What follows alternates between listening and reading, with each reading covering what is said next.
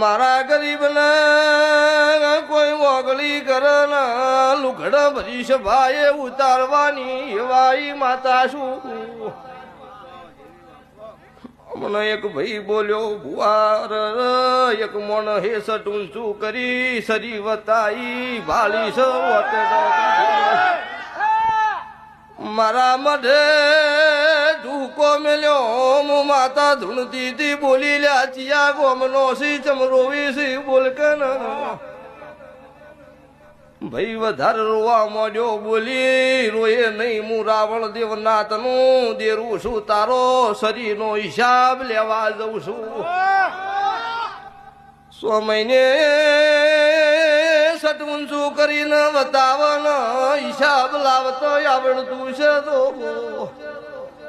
એ મારા ન નડય ના નડું તો મારી ઢોલી ઝાપડેનું